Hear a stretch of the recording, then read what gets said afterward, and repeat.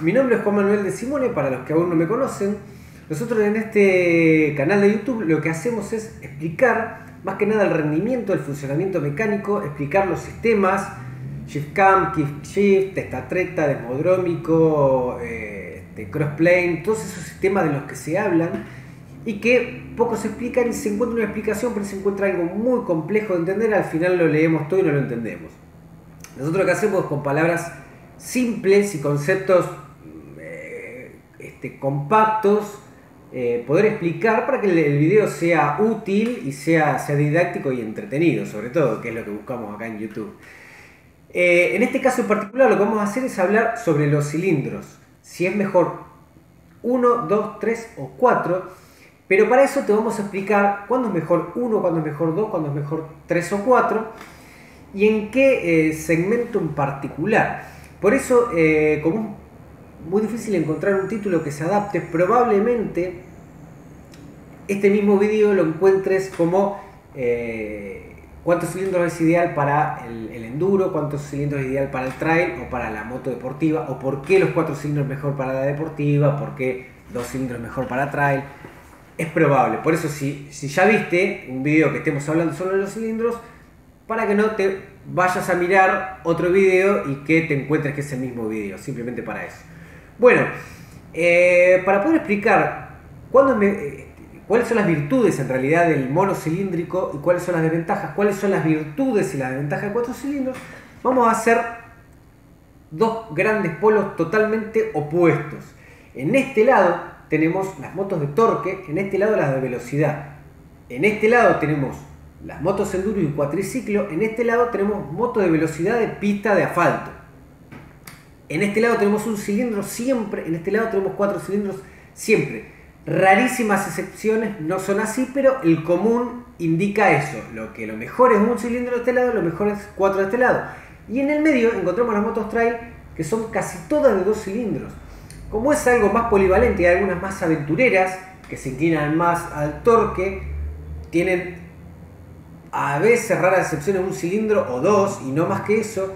Y como hay algunas que son muy asfálticas, que buscan un poco más de eficiencia en potencia, pero poder hacer un poquito de ripio sin demasiado off-road, puede que tengan 3 y hasta 4 cilindros, pero el promedio, el equilibrio de la moto trail son 2 cilindros. Por eso un GS 1200, que es la reina de las trail, te guste más, te guste menos, te guste... si querés la otra reina, la Ducati Multistrada, son siempre de 2 cilindros, por más que sean de alta cilindrada, o un Darcy 300, por ejemplo, de 2 cilindros, sin ser el motor más ideal para este segmento, porque fue desarrollado para motos de más velocidad. Pero bueno, también en distintos videos tenemos explicado y hablamos mucho sobre el motor de la Versy y de la Versy en particular. Así que bueno, vamos a ir a los dos polos. Empecemos por este lado. Estamos en el mundo de los cuatriciclos, de las motos enduro. Encontramos un solo cilindro. La más barata, la más cara es un solo cilindro. Bueno, ¿por qué pasa eso? Esto es así. Cuando tenemos un motor de 600 centímetros cúbicos, para hablar de la misma cilindrada en todos los segmentos, tenemos un cilindro de 600 centímetros cúbicos. No tenemos dos de 300, como en 2 cilindros, o 4 de 150. ¿Y cuál es la virtud de eso? Como la rueda gira, gracias a los impulsos que le da, cada vez que baja el pistón, hace girar la rueda, el motor de un solo cilindro, tenemos un pistón muy grande.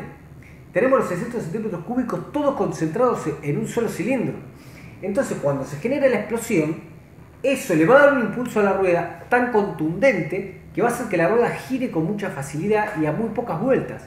Entonces, en un cuatriciclo de 600 centímetros cúbicos, nosotros ponemos primera trepa, segunda trepa, tercera trepa, sin problema. Si queremos salir en segunda, sin tener que jugar mucho con el embrague, va a empezar la rueda a hacer un surco y va a empezar a trepar sin problema. Eso con un motor de 4 cilindros no se podría lograr. Por eso no existen cuatriciclos de 4 cilindros, excepto que sean un engendro super mutante fabricado en el garage de una casa, ¿no? No hay ninguna fábrica que busque eso, excepto que haga cuatriciclos que sean para correr carrera de velocidad, que sería también un engendro. Entonces es por eso que logran mucho torque, pero logran poca potencia. Bueno, para entender por qué logran poca potencia, vamos a explicarte el mundo de los 4 cilindros Y ahí vas a empezar a entender un poco también de dónde viene la potencia. Perfecto.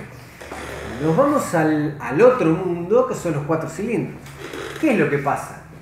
Tenemos 4 cilindros, pero de 150 centímetros cúbicos. ¿Y cuál es el tema? Cada impulso que le dé a la rueda va a ser con mucha menos energía, va a tener menos torque. Pero ¿qué pasa? Para cuando el motor de un cilindro le da un impulso a la rueda, pongámosle que tiene una caja de cambios que hace que le da una explosión por cada giro de rueda, en el 4 cilindros le va a dar 4. Eso va a hacer que conserve mucho mejor la velocidad, por lo tanto logre más velocidad. Y por otro lado, la razón fundamental por la que logran más potencia y más velocidad es la siguiente. Nosotros, si tenemos un solo cilindro, tenemos una carrera muy larga de pistón. Tenemos el cilindro que sube y baja. ¿Y cuál es el problema? Que si nosotros tenemos un limitante muy grande, que es a la velocidad que puede ir y volver el pistón, llega un momento que ya no puede ir más rápido. Entonces, ¿qué se hace para que pueda ir más rápido, revolucione más y por consiguiente tenga más potencia y más velocidad final? Se ponen más cilindros. Si nosotros tenemos un 600 centímetros cúbicos que tiene esta distancia de carrera, que por supuesto no es esta distancia, esto es a modo figurativo, ¿no? Un 4 cilindros de 600 va a tener un cuarto de carrera. Esto va a tener. Es mucha diferencia. Entonces el pistón por cada vuelta de cigüeñal va a tener que ir y volver o ir, porque en el caso de los 4 cilindros son, excepto el crossplane, son 2 que van, 2 que vienen. Bien, entonces ¿qué es lo que va a pasar? Al ser tan chiquito el recorrido por una RPM, el pistón va a ir a mucha menos velocidad. Por consiguiente, si nosotros vamos a la misma velocidad de pistón en la que tiene que ir para ir y volver en un 600 centímetros cúbicos de un solo cilindro, a la misma velocidad en un 4 cilindros el pistón va y viene 4 veces. Por consiguiente, logra que el motor revolucione 4 veces más. Eso, como la potencia sale de una cuenta que es el torque multiplicado por las revoluciones, básicamente es ese concepto. Si bien tenemos menos torque, al multiplicarse por muchas más revoluciones se consigue más potencia. La potencia es el número que necesitamos para saber la velocidad final que va a tener la moto, simplemente mirando la ficha técnica, obviamente teniendo en cuenta el coeficiente aerodinámico de la moto, que no es lo mismo de un enduro que de una moto de carrera, por supuesto, ¿no? Pero vamos a poder saber entre dos motores cuál potencialmente más rápido que el otro. Bien, entonces otra cosa fundamental que tiene, por lo que logra más velocidad final, es que al poder revolucionar mucho, un cambio liviano, o sea, el mismo cambio que en este caso, que el motor puede revolucionar hasta 6.000 revoluciones y este puede revolucionar hasta 14.000, hace que en este, si va a 1.000 revoluciones cada 10 km por hora, a 60 km por hora va a llegar al límite máximo, y este va a llegar a 130, 140 en el mismo cambio. Por eso que nosotros, si vemos un top speed de una Yamaha R1 o una moto que logre, o un R6 que logra muchas revoluciones, por ahora van en segunda y la moto llegó a 200 km por hora. Y es un 600. Y en este caso, con el 600, en quinta o en sexta, el último cambio que tenga, va a estar rondando los 160 km por hora. Mucha diferencia. ¿Por qué? Porque este motor no puede revolucionar. Para lograr velocidad necesita cambios muy pesados que llega un momento que no lo puede hacer girar. Entonces, es por eso que los 4 cilindros son ideales para lograr velocidad, porque nosotros en una carrera de asfalto, en un circuito, vamos a ir todo el tiempo al máximo de revoluciones. Todo el tiempo al máximo de revoluciones, que es donde rinde el motor. Y va a lograr mucha velocidad y va a andar muy bien. En este caso, vamos a ir a estar saliendo de puntos cero prácticamente todo el tiempo, y cada vez que pasemos un cambio, la moto, al tener mucha retención por el terreno de barro o de arena, va a tener que empezar muy de abajo a empujar. Entonces vamos a usar el régimen de revoluciones constantemente. Por consiguiente necesitamos un motor que tenga mucho torque, porque si no se va a morir y no va a poder revolucionar con un 4 cilindros. Bien, en el medio nos encontramos las motos trail.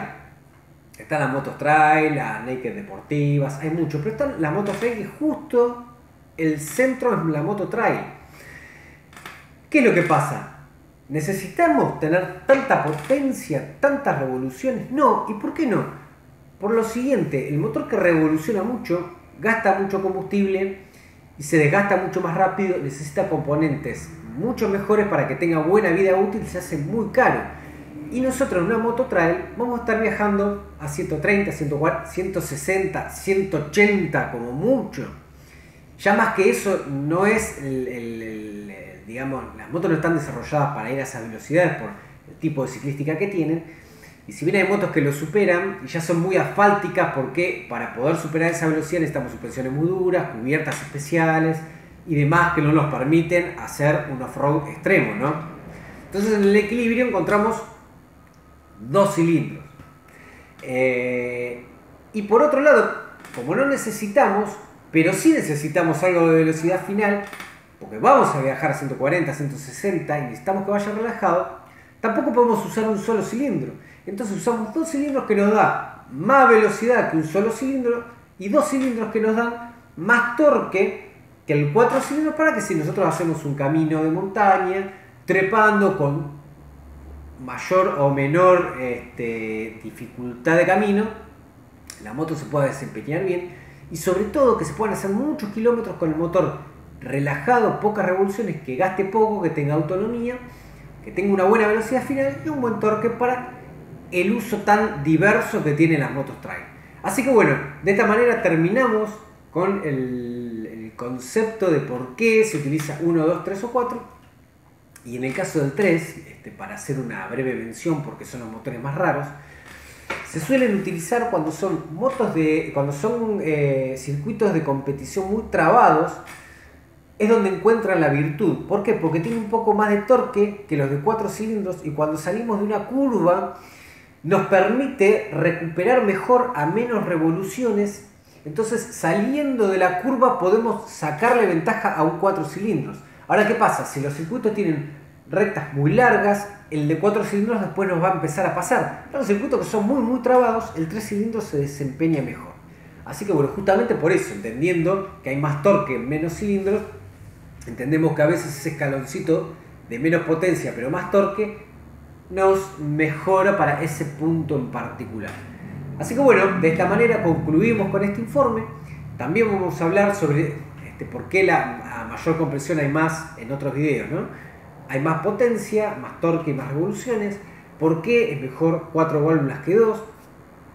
Y también tenemos videos de potenciación explicándote paso por paso qué es lo que se puede hacer desde lo más sencillo que uno lo puede hacer en su casa hasta obviamente lo más complejo que no lo vamos a hacer en una casa, pero sí vamos a entender cuáles son las ventajas y las desventajas de hacer eso para potenciar la moto, para saber si conviene o no, porque muchas veces nos pasa que hacemos algo y nos dicen si esto te va a dar más potencia, terminamos rompiendo la moto y no entendemos qué es lo que pasa, o la moto empieza a consumir muchísimo combustible, o el desgaste se hace muy prematuro, etcétera, etcétera, etcétera. Hay muchas desventajas en potenciar un motor y ninguno te las dice, porque realmente lo que le importa es cobrarte para potenciártela. Así que tenemos vídeos también explicando todo esto. Bueno, de esta manera concluimos con el informe. Agradecemos que nos hayas elegido y nos vemos en el próximo video.